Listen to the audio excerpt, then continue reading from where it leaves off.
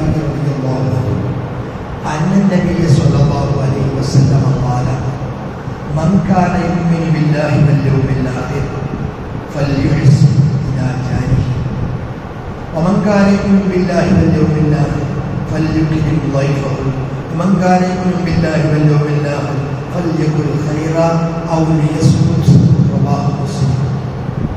മഹാനായ ശുറൈഹ് ഖുസാഇ റളിയല്ലാഹു അൻഹു അവിടുന്ന് റിപ്പോർട്ട് ചെയ്യുന്നു, അവിടുന്ന് നമ്മളോട് പറഞ്ഞു തരുന്നു. ഇമാം മുസ്ലിം റളിയല്ലാഹു അൻഹു അവിടുത്തെ സ്വഹീഹ് മുസ്ലിമിൽ ഈ ഹദീസ് രേഖപ്പെടുത്തുന്നു.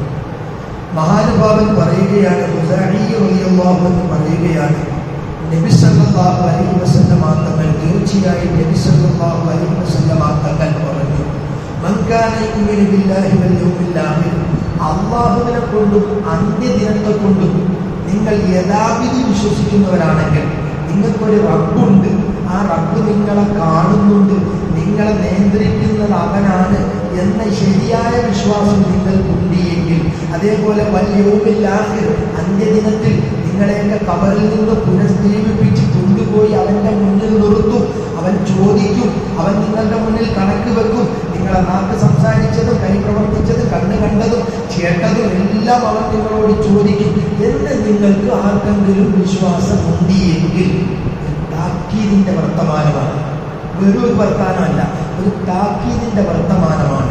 അങ്ങനെ നിങ്ങൾക്ക് വിശ്വാസം ഉണ്ടെങ്കിൽ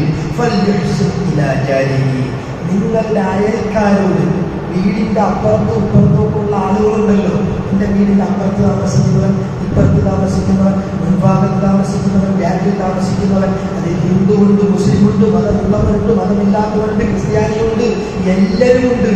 അവരോടൊക്കെ നീ നല്ല രീതിയിൽ സഹവർത്തിച്ചു കൊള്ളട്ടെ. മതത്തിൻ്റെ ഒരു വേലിയിട്ടോടെ പാടില്ല, അവൻ ഹിന്ദു പാടില്ല, അവനോട് ഏറ്റവും നിനക്ക് ഞാൻ നല്ല രീതിയിൽ സഹകരിക്കാൻ പറ്റുമോ? ഒരിക്കലും അവിടെ മതത്തിൻ്റെ വീക്ഷണം വരാൻ പോലും പാടില്ല. എൻ്റെ അയൽക്കാരനാണ് അവൻ, അവൻ എൻ്റെ സഹോദരനാണ്, അവനിക്ക് അവൻ്റെ മതം, എനിക്ക് എൻ്റെ മതം, അവൻ എൻ്റെ സഹോദരനാണ്, അവൻ അല്ലാഹുവിൻ്റെ സൃഷ്ടിയാണ്, ഞാനും അല്ലാഹുവിൻ്റെ സൃഷ്ടിയാണ്, എന്നെ സൃഷ്ടിച്ചതും മണ്ണിൽ നിന്നാണ്, അവനെ സൃഷ്ടിച്ചതും മണ്ണിൽ നിന്നാണ്. അവിടെ ഒരു മതത്തിൻ്റെ കോണിൽ കാണുകയേ ചെയ്യുന്നു. മുത്തുനബിയുടെ താക്കീതാണ്, എൻ്റെ അയൽക്കാരനോട് ഏറ്റവും നല്ല രീതിയിൽ നീ പെരുമാറിക്കൊള്ളണം. അയൽബന്ധങ്ങൾ പറഞ്ഞപ്പോൾ ജിബ്രീൽ അലൈഹിസ്സലാത്തു വസ്സലാം എന്ന് അയൽബന്ധത്തിന്റെ മഹിമ റസൂലുള്ളാഹി ബോധി കൊടുത്തപ്പോൾ റസൂലുള്ളാഹി ഭയന്നുപോയി. അല്ലാഹുവേ, ഇതിപ്പോൾ ഞാൻ മരിച്ചാൽ അനന്തരം കൂടി കൊടുക്കേണ്ടി വരുമോ? മരിച്ചാൽ അനന്തരം കൂടി കൊടുക്കേണ്ടി വരുമോ ഈ അയൽക്കാരന്? ആ ബന്ധത്തിന്റെ ദൃഢത നിങ്ങൾ ഓർത്ത് നോക്കിയേ. അയൽബന്ധം ചിന്തിക്കണം. ചിലരൊക്കെ താമസിക്കുന്നതിന് അപ്പുറത്ത് മിണ്ടൂല, അവിടെ എവിടെയോട് മിണ്ടൂല, അവരോട് നീതി പാമ്പ്. നല്ലതല്ല മുസ്ലിമായിട്ടൊന്നും തിരിയാൻ പറ്റില്ല. അതൊന്നും മുസ്ലിം വിവാദത്ത് ചെയ്തില്ലേ? വിവാദത്ത് വേറെ, അത് വേറെ. അയൽക്കാരനോട് ഏറ്റവും നല്ല രീതിയിൽ പെരുമാറണം. അവനിക്ക് മാത്രമേ അന്ത്യദിനത്തിൽ രക്ഷയുള്ളൂ, അള്ളാഹുവിന്റെ മുന്നിൽ അവന് രക്ഷയുള്ളൂ. അള്ളാഹു അത്തരക്കാരിൽ നമ്മുടെ ഉൾപ്പെടുത്തി അനുഗ്രഹിക്കട്ടെ. ചെറിയ കാര്യമല്ല. അയൽവാസികളോട് ഏറ്റവും നല്ലോണം. അല്ലാതെ വീട്ടിലെ മാലിന്യങ്ങളുള്ളിൽ അവൻ്റെ വസ്തുവിലിടുക, അവന് ഇഷ്ടമില്ലാത്തതൊന്നും അതായത് നീ എന്തൊക്കെ ഇഷ്ടപ്പെടുന്നുവോ അതുപോലെ അവനിക്ക് വേണ്ടി നീ ഇഷ്ടപ്പെടണം. അവനിൽ നിന്ന് തിരിച്ചെന്തെങ്കിലും അറിവില്ലായ്മയിലൂടെ എന്തെങ്കിലും ഒന്ന് സംഭവിച്ചു പോയാൽ നീ കൊടുക്കണം, അവനും കൊടുക്കണം. ഇങ്ങനെ സന്തോഷത്തോടെയാണ് ജീവിക്കേണ്ടത്. കൊടുക്കണം, അവനും കൊടുത്ത് ജീവിക്കണം. നിന്റെ വീട്ടിൽ എന്തെങ്കിലുമൊക്കെ നല്ല കറികൾ ഉണ്ടാക്കാൻ അങ്ങോട്ടും കൊടുക്കണം. സ്വർഗത്തിലേക്കുള്ള വഴി, എളുപ്പ വഴി ചോദിച്ച് അന്ന് പറയും, എനിക്ക് കൊല്ലത്തോടെ എളുപ്പ വഴി ഏതാ? ഇതുപോലെ സ്വർഗത്തിലേക്കുള്ള എളുപ്പ വഴി കൊണ്ട് ചോദിച്ച അബൂദർ റളിയല്ലാഹു അൻഹുവിനോട് അല്ലാഹുവിന്റെ റസൂൽ പറഞ്ഞത്, പോയിട്ട് ഹജ്ജ് ചെയ്യ്, സക്കാത്ത് കൊടുക്ക്, നോമ്പ് ഇഷ്ടം പോലെ പിടിക്ക്, നിസ്കരിക്ക് എന്നല്ല, അതെല്ലാം വേണം. പക്ഷേ നീ വീട്ടിൽ കറി ഉണ്ടാക്കുമ്പോൾ കുറച്ചുകൂടി വെള്ളം ചേർത്തിട്ട് ഒന്ന് കറി ഉണ്ടാക്കും. എന്നിട്ട് നിന്റെ അയൽപ്പക്കത്ത് താമസിക്കുന്നവരും കൂടി ആ കറിയൊന്ന് കൊടുത്തേ, അവരൊന്ന് നല്ലോണം ചോറ് കഴിക്കട്ടെ, അവർ നല്ല രീതിയിൽ ഒന്ന് സന്തോഷിക്കട്ടെ. അതാണ് സ്വർഗത്തിലേക്കുള്ള എളുപ്പം വഴിയെന്ന് മുഹമ്മദ് മുസ്തഫ. ഇത്രയും വലിയ ബന്ധമാണ് അയൽപ്പക്കവുമായിട്ട് നമുക്ക് വേണ്ടത്. അതുകൊണ്ട് അയൽപ്പക്കത്തുള്ള ആരോടും മുഖം കൽപ്പിക്കരുത്. മുഖമരിച്ചിറക്കേണ്ടവരോട് എപ്പോഴും നല്ല സഹവർത്തത്തിലായിരിക്കണം. മുത്തുനബിയുടെ കൽപ്പനയാണ്. എന്നിട്ട് വീണ്ടും ശുറൈഹ് റളിയല്ലാഹു അൻഹു പറയുകയാണ്, അല്ലാഹുവിന്റെ തിരുദൂതൻ പറഞ്ഞു, ബില്ലാഹി വൽ യൗമിൽ ആഖിർ, അല്ലാഹുവിനെ കൊണ്ടും അന്ത്യദിനത്തെ കൊണ്ടും നിങ്ങൾ വിശ്വസിക്കുന്നുവെങ്കിൽ ഫല്യുക്രിം വൈഫഹു, നിങ്ങളുടെ വീട്ടിൽ അതിഥി വന്നാൽ, നിങ്ങളുടെ അതിഥികൾ വന്നാൽ, അത് ബന്ധത്തിൽപ്പെട്ടവരാകട്ടെ, അകന്ന ബന്ധത്തിൽപ്പെട്ടവരാകട്ടെ, അടുത്ത ബന്ധത്തിൽപ്പെട്ടവരാകട്ടെ, സുഹൃത്തുക്കളാകട്ടെ, നിങ്ങളുടെ വീട്ടിൽ വന്നാൽ അവരോട് അവരെ നീ ബഹുമാനിക്കണം. ഏറ്റവും നല്ലോണം അവരെ നീ സൽക്കരിക്കണം. അവരെ സൽക്കരിക്കണം.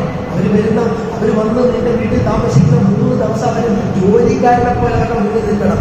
വലിയ പ്രതിഫലമാണ്. എല്ലാവർക്കും ഈസിയാണ്, എല്ലാവർക്കും ഒന്നും ഇഷ്ടമാവുകയില്ല. പക്ഷേ ഇത് വലിയ പ്രതിഫലം. അതിഥി സൽക്കാരം ഒത്തിരി വലിയ അതിഥി സൽക്കാര പ്രിയനായിരുന്നു. പ്രവാചകന്മാരെല്ലാം അതിഥി സൽക്കാരം, എല്ലാവരും അതിഥി സൽക്കാര പ്രിയനായിരുന്നു. നമ്മുടെ വാപ്പയായ ഇബ്രാഹിം നബി അലൈഹിസ്സലാത്തു വസ്സലാം ആ മില്ലത്തിലാണ് നമ്മൾ ജീവിക്കുന്നത്. വല്ലാത്ത അതിഥി സൽക്കാരക്കാരനായിരുന്നു, വല്ലാത്ത അതിഥി സൽക്കാരം. ആര് വന്നാലും ഇറച്ചി കൊണ്ടാണ് ഹെൽപ്പ് ചെയ്യുന്നത്. ആര്? ഇബ്രാഹിം നബി അലൈഹിസ്സലാത്തു വസ്സലാം. ഭയങ്കര സംഭവങ്ങൾ ഇബ്രാഹിം നബി അലൈഹിസ്സലാം. അതുകൊണ്ടാണ് നിങ്ങൾ ഇബ്രാഹിം നബിയെ മാതൃകയാക്കി ഖുർആൻ പറഞ്ഞു, അതിഥികളെ നിങ്ങൾ സൽക്കരിച്ചു കൊള്ളട്ടെ. അല്ലാഹുവിന്റെ തിരുദൂതൻ പറയുക. വീണ്ടും മഹാനായ പ്രവാചകൻ പറയുന്നു, മൻ കാന യുമിനു ബില്ലാഹി വൽ യൗമിൽ ആഖിർ, അന്ത്യദിനത്തിലും അല്ലാഹുവിൽ വിശ്വസിക്കുന്നെങ്കിൽ ഫല്യുഖിൽ ഖൈറ, നല്ലത് പറയട്ടെ. പറഞ്ഞാൽ നല്ലതേ പറയാവൂ. ഔലിയസൂത്ത്, നല്ലത് പറയാൻ പറ്റുന്നില്ലെങ്കിൽ മിണ്ടാതിരുന്നോളണം, അടച്ചുകൂട്ടിയിരുന്നോളണം. എന്റെ വാക്കിൽ ഓവർടേക്ക് ചെയ്ത് പറയും. അതുകൊണ്ട് ഞാൻ പേടിക്കുന്നു, മിണ്ടാതിരുന്നു കൊള്ളട്ടെ. പ്രത്യേകിച്ച് ഈ ദിവസം, ഇന്നത്തെ ദിവസം തുടങ്ങുകയാണ്. നമ്മൾ ഇന്ന് 1ാമത്തെ നോമ്പ് പിടിച്ചു. അൽഹംദുലില്ലാഹ്, അല്ലാഹു നമ്മളെ അനുഗ്രഹിച്ചു. നമുക്ക് നല്ലത് പറയാൻ സാധിക്കുന്നില്ലെങ്കിൽ നിങ്ങൾ നോമ്പ് എടുക്കാതിരിക്കരുത്. നോമ്പ് ഉപേക്ഷിച്ചേക്കണം. പോയിട്ട് ചായ വെള്ളം കുടിക്കണം. അതിനേക്കാൾ നോമ്പ് പിടിക്കാതെ എന്റെ നാവ് അത്ര ശരിയല്ല, അയാൾ ഇങ്ങനെ മുമ്പോട്ടിരിക്കുന്ന ആളാണ്, ഞാൻ പിടിച്ചിട്ടുള്ള നിയന്ത്രിക്കുന്നൊന്നുമില്ല. നല്ലത് പറയാൻ പറ്റുന്നില്ലേ? നോമ്പ് പിടിക്കരുത്. വെറുതെ എന്തിനീ വായന ശല്യം ചെയ്യുന്നു? എന്തിനാ പട്ടിണി കിടക്കുന്നത്? എന്തിനാണ് തിന്നാതെ നടക്കുന്നത്? അത് ഒരു പട്ടിണിയാണ്.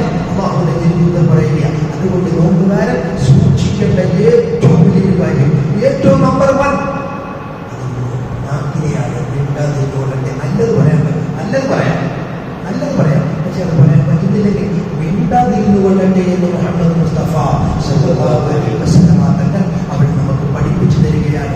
വളരെയധികം നമ്മുടെ ഹൃദയത്തിന്റെ, നമ്മുടെ മനോമുഖത്തിൽ, നമ്മുടെ സ്മൃതിപഥത്തിൽ എപ്പോഴും ഈ ഹദീസ് നിറഞ്ഞു നിൽക്കണം. ഇമാം മുസ്ലിം റളിയല്ലാഹു അൻഹു അവിടുത്തെ സ്വഹീഹ് ഹദീസ് രേഖപ്പെടുത്തുകയാണ്. അതുകൊണ്ട് പ്രിയപ്പെട്ടവരെ, 3 കാര്യങ്ങൾ വല്ലാതെ താക്കീത് ചെയ്തുകൊണ്ടാണ് നമ്മളെ ഉപദേശിച്ചത്. അതുകൊണ്ട് ഈ കാര്യം എപ്പോഴും നമ്മളിൽ ഉണ്ടാകണമെന്ന് വീണ്ടും